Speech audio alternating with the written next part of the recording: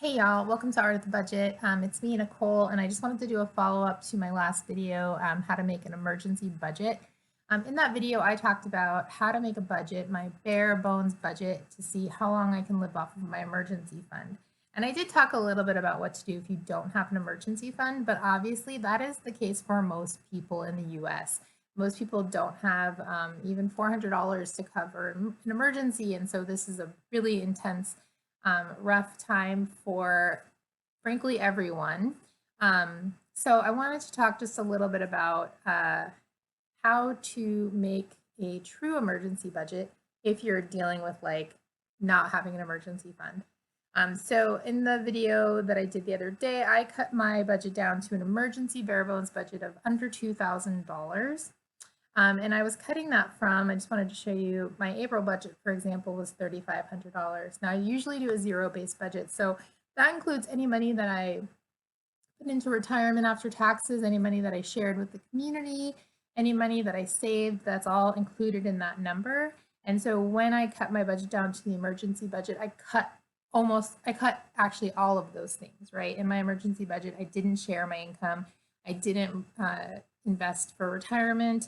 And I didn't save any money, right? I was just figuring out what is the minimum I need to live. Now, if you are in a position where you have lost your job, you've had a reduction in hours or otherwise, and you don't have an emergency fund, which, like, again, is not most people, I just wanted to talk about a few things that you can do. Number one, you're going to want to just triage whatever money is available. So if you have a last paycheck coming in, if you have any little bit of savings, like a piggy bank, anything, if you do have, if you've gotten your stimulus check or you have one coming in, you're also going to want to look at like what the unemployment situation is in your state as far as the federal stimulus, if you've got a reduction of hours, if you're self-employed, all of these things that wouldn't have qualified earlier do qualify, but every state is different and the systems are overloaded, and I've even heard that some states are running out of money. Unclear if that's true or not. Didn't mean to scare you, but basically you want to assess the situation in your specific location. Another thing that you want to look at is whether there are rent freezes or eviction freezes in your city or your county. You want to see what electricity companies are doing and what like internet companies are doing so that you can really know what are the most essential expenses right now. And the last thing that you want to assess is the mutual aid network in your community. So there are a lot of people like me who are still working and are really happy to share resources. And so check that out, look and see what's available. It's been really beautiful to see these things cropping up all over the nation and the world. And so, yeah, like we're all in this together. See how you can help and how you can be helped in your community.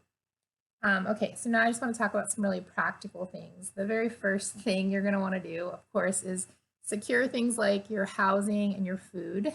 And so that's going to be like number one priority. In order to do this, you're going to want to just cut anything extra. So really check, dig deep, see, do you have any subscriptions or any like anything that's coming out of your account, your bank account that's not essential. And so that would be, you know, maybe frivolous stuff, but I bet most of us don't have too many frivolous things. Frivolous stuff, in my case, maybe that would be like Hulu, but also I would stop any contributions to retirement that I'm doing after taxes. I would stop basically anything that I can stop immediately. Federal student loans should be suspended. And so make sure that they are, make sure that they're not coming out. And furthermore, if you had a payment come out after April 15th, you should be able to get that refunded. And so if you need that money, then go ahead and file for that to be refunded. That is your money, so you should get it back. If you're paying debts at this point, and if you are paying extra, you're going to want to bring that back down to the minimum and just bank any cash you can for now. On that topic, if you are paying a debt, a credit card, a loan, if you have like private student loans that aren't suspended currently and you can't afford to make your payment, call the company. They're probably more than willing to work with you. Obviously, everyone is in a pinch right now. And so I think I think that you can always call a company and see if they'll work with you. And that includes also electricity, water, internet. But especially now is the time to just kind of take the bull by the horns and figure out what the best you can do is. And I think they'll be willing to work with you. I talked a little bit about retirement. And so I would say last resort, I have personally some retirement that I pay into after tax. And I've split that in half. And if I needed to, I would stop it completely. And if you are, like, say, still employed, but with a reduction of hours, if it came to it, you could even also consider, if you've got anything coming up pre-tax, you could consider pausing that. That obviously is like not something you want to do, but I think that's better than having to take any money out that's already in a retirement account. So I would say that's last resort. If you can possibly avoid it, I would avoid taking any money out of retirement. That's just going to be like the worst possible situation. And obviously, if you're in that and you've got some retirement, that is one possible option. But I would just say one thing to try to avoid. And again, I just really can't stress how important it is to, just acknowledge that you have a lot of power, you have a lot of, kindness that you can share with others, and also you deserve to have help and kindness shared with you. And so please definitely look into those mutual aid networks. We're all in this together, so let's try to get through this together. Okay, please share any tips or advice that you've got below.